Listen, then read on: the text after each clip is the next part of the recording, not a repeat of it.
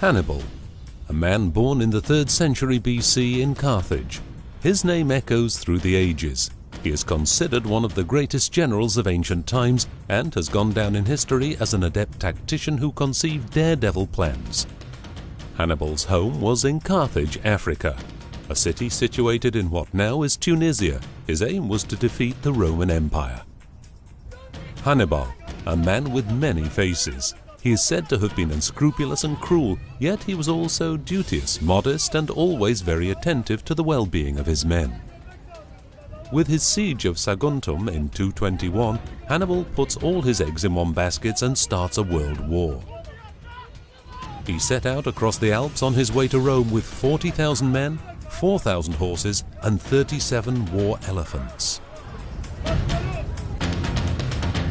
This plan must have been born of a combination of genius and madness. Lumbering elephants were expected to surmount 2,000-meter-high passes.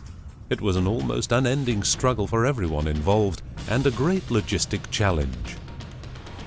They had to trudge over mountainsides, towing winter equipment, food, and weapons. The only way to traverse the mountains was via trails on which man and beast could only proceed in single file. As a result, the procession of soldiers stretched over many kilometers. The march was endless. The troops had no way of replenishing their rations.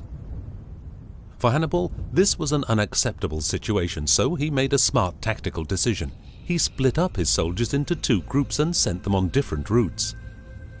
After Hannibal had put the Alps behind him, he proceeded on a triumphant march through northern Italy. The Romans were subjected to defeat after defeat. Hannibal was now the general who put fear into the hearts of the Romans. Hannibal continually drove his enemy into ambushes, taking advantage of surprise situations and the adaptability of his soldiers. Who deserved to rule the known world? Was it Rome or Carthage? This question would now be resolved on the field of battle.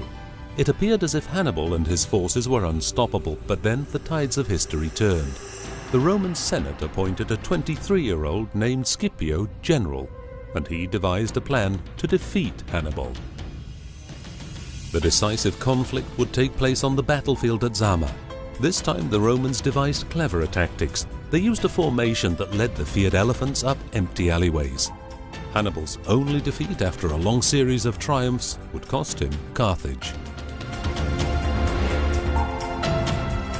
Hannibal escaped by sea and was on the run for nearly 20 years. He eventually took his own life, far from his home of Carthage, from which he had been forever exiled.